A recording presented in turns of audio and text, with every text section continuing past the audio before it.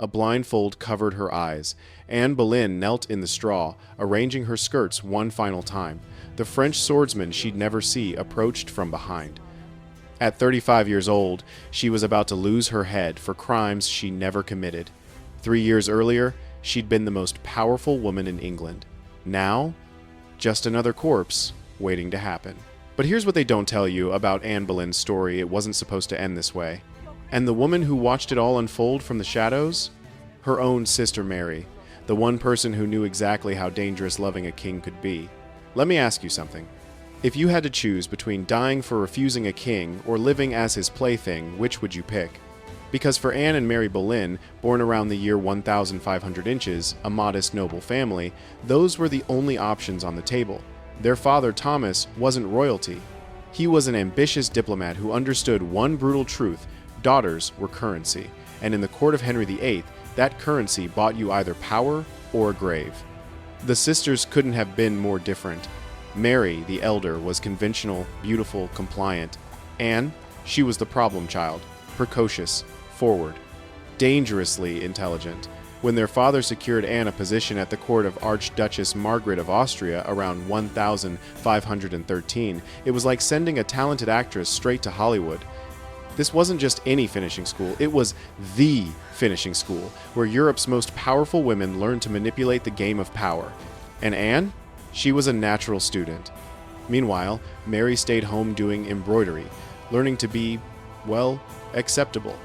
Can you imagine watching your younger sister get the opportunity of a lifetime while you're stuck practicing needlework?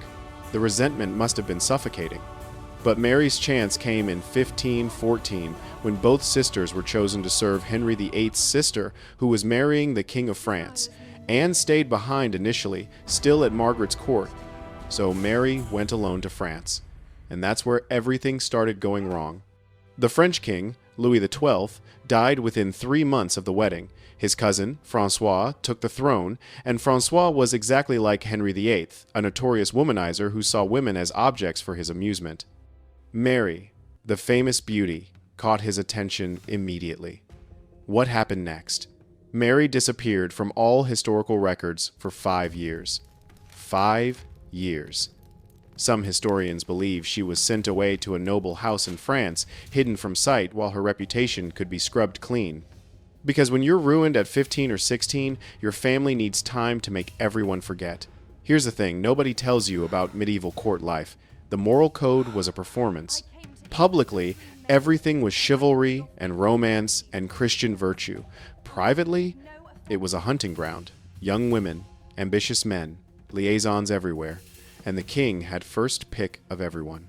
When Mary finally reappeared in England in 1520 for her wedding, Henry VIII attended. That's where he noticed her. And soon after, he maneuvered her into becoming his mistress. Let's be clear about something.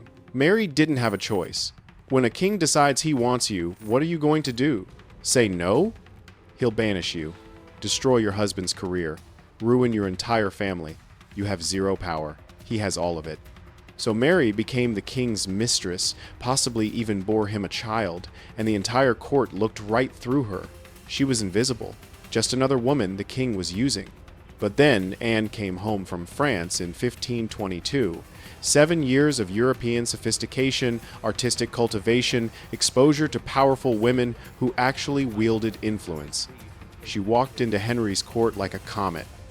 Everyone noticed. The French mannerisms, the intelligence, the charisma that radiated from every pore. Anne had that indefinable quality, that it factor, that makes some people magnetic, and suddenly Mary, even as the king's mistress, was forgotten. Anne was the star now. By 1526, Henry's affair with Mary fizzled out. He found her sweet but boring, not interesting enough to keep his attention. And here's where it gets insane. Within weeks, maybe even days of dropping Mary, Henry fixated on Anne, but Anne did something no one expected. She refused him. Think about how unprecedented this was. The King of England, the most powerful man in the realm, is obsessing over you, showering you with gifts, writing love letters, and you say no? That's not playing hard to get. That's actually being hard to get. Anne packed up, left court, and went home to Hever Castle for 2 years. 2 years she stayed away while Henry went insane with wanting her. because Anne had watched what happened to her sister. She'd seen Mary used and discarded like trash, and she decided, if I'm doing this, I'm getting a crown out of it. But there was one massive problem. Henry was already married to Catherine of Aragon. For 18 years, Catherine had been his wife. They had one surviving child, Princess Mary, a daughter, and Henry was desperate for a son. He became convinced that God himself was punishing him because Catherine had previously been married to his deceased brother. Never mind that Catherine insisted that first marriage was never consummated. Henry didn't care. He wanted Catherine gone and Anne crowned. Getting an annulment should have been simple. It took 5 years. 5 years of lawyers and churchmen arguing while the Boleyn family's power grew and grew. They used Anne as their conduit to the king, extracting lands, titles, influence, but disaster nearly struck in 1528 when the sweating sickness outbreak hit England. This disease could kill you in hours. Anne caught it and somehow survived. Her sister Mary's husband, William Carey, wasn't as lucky. He died on June 22nd, leaving Mary widowed with 2 young children and almost no money. And here's where you see the complexity of their relationship. Anne intervened. She secured Mary an annuity of £100 and took over the care of Mary's son, Henry Carey, removing the financial burden. There was genuine affection between them then. Sisterly love cutting through all the competition and resentment. But that wouldn't last. The annulment dragged on. Cardinal Wolsey, Henry's chief minister, failed repeatedly to secure it. Anne blamed him, started to hate him. When she discovered Wolsey was secretly negotiating with European powers to have Henry cast her aside and marry someone more diplomatically useful, she went nuclear. She told Henry to deal with it. Wolsey was banished, charged with treason, and died on the journey back to face trial. Anne had just destroyed the second most powerful man in England. That's when everyone realized she wasn't a mistress anymore. She was the power behind the throne. Thomas Cromwell, Wolsey's successor, tried a different approach. He suggested Henry simply declare himself supreme head of the English Church. No pope needed. In 1531, Henry dismissed Catherine from court. He never saw her again.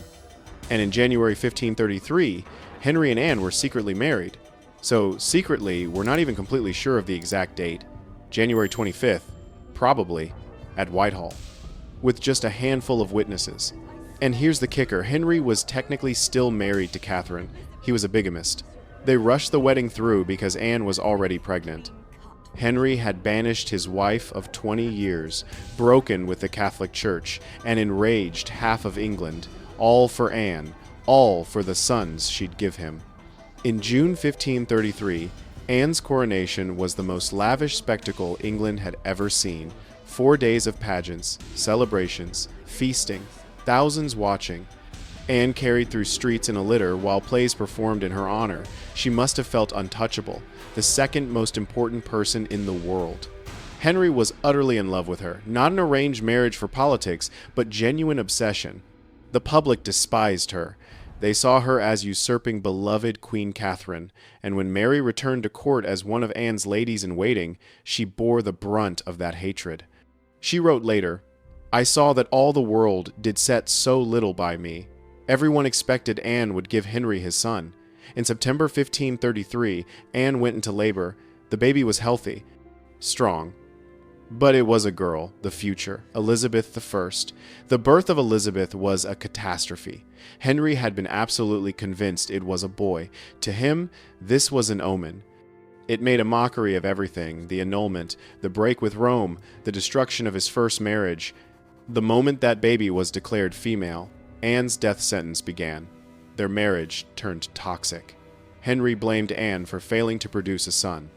Anne struggled with the shift from desired mistress to disappointing wife. She was too intelligent, too opinionated, too unwilling to turn a blind eye to Henry's affairs. When she caught him paying attention to other ladies, she confronted him publicly. He hated it. Despite the quarrels, Anne fell pregnant again in 1534. She reached almost full term. Then she miscarried. The baby was a boy. The emotional devastation was unimaginable.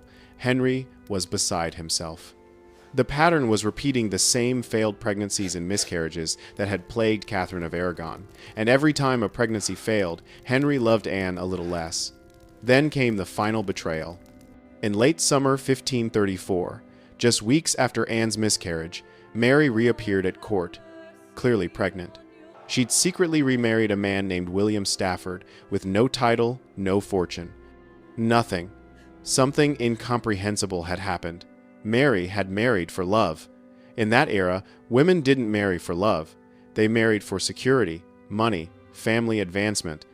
You had to ask your father's permission. When your sister is Queen of England, you absolutely ask permission. Mary did neither, probably because she knew she'd be refused. The man she chose was just a lowly soldier, not good enough for the Queen's sister. And her timing? Showing up pregnant while Anne desperately tried to produce an heir? One can't help suspecting Mary was showing off. Anne and the family were furious. Mary was banished from court. No allowance this time. The sisters never met again. Mary was shocked at the severity, hurt, panicking. In a letter to Cromwell, she begged, "Sue for us, to the King's Highness, and beseech his Highness, whichever was, wont to take pity, to have pity on us." Her pleas fell on deaf ears. Because by now, Thomas Cromwell had turned on Anne. They clashed repeatedly over the dissolution of the monasteries. Anne wanted the wealth used for education and charity.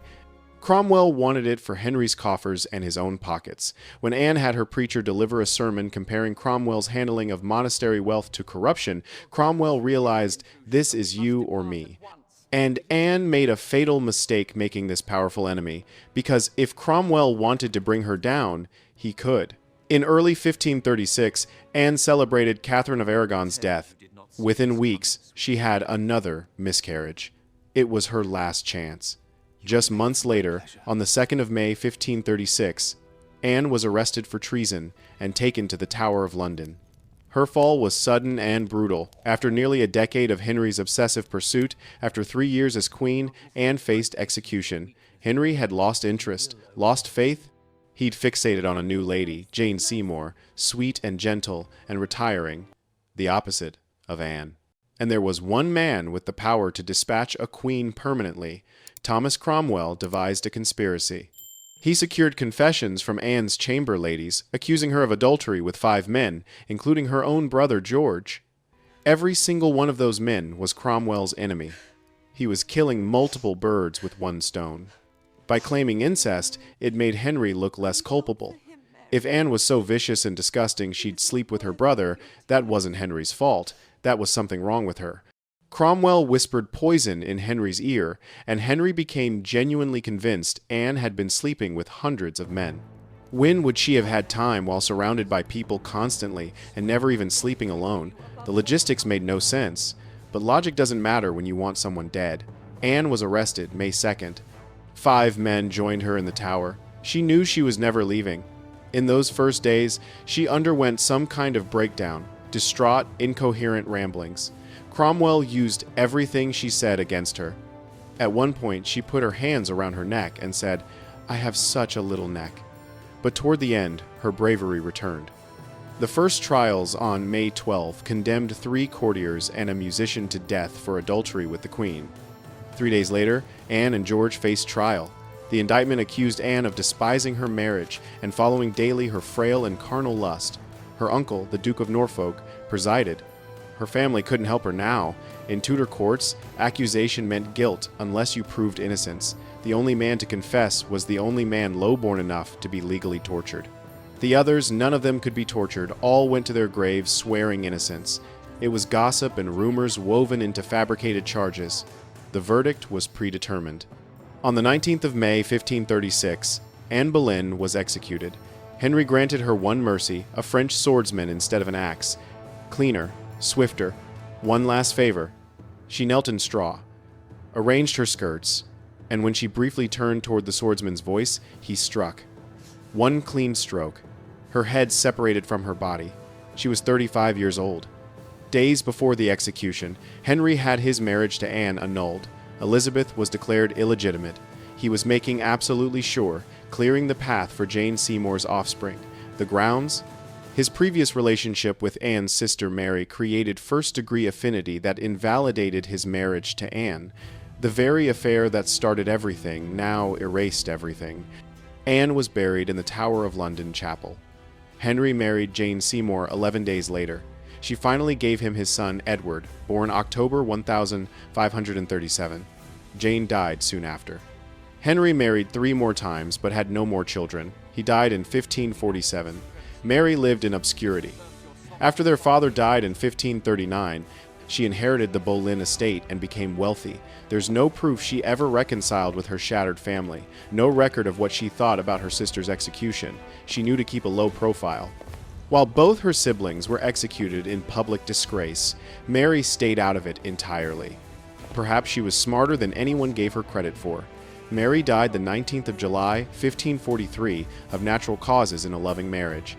Her resting place is unknown, but her children became knights and courtiers, and her descendants eventually sat on England's throne. Anne's daughter Elizabeth became one of history's greatest monarchs, ruling for 45 years. The legacy of both sisters is that we're still talking about them 500 years later. Anne was a force of nature, a woman ahead of her time who changed England's religious landscape forever. Mary was more conventional but made the radical choice to marry for love in an era when that could destroy you. Both were slut-shamed for things beyond their control. Both were punished for being too good at survival. They did the best they could with impossible choices in a world designed to destroy them. And that's the truth about Anne and Mary Boleyn, not devil women or fools, but human beings trying to survive a king's obsession. If this story of power, betrayal, and impossible choices gripped you, subscribe to Flow of History. We bring you the brutal truths behind history's greatest dramas, because the real stories, they're always bloodier than the fairy tales. Have courage, Mary. She cannot break you while I am here.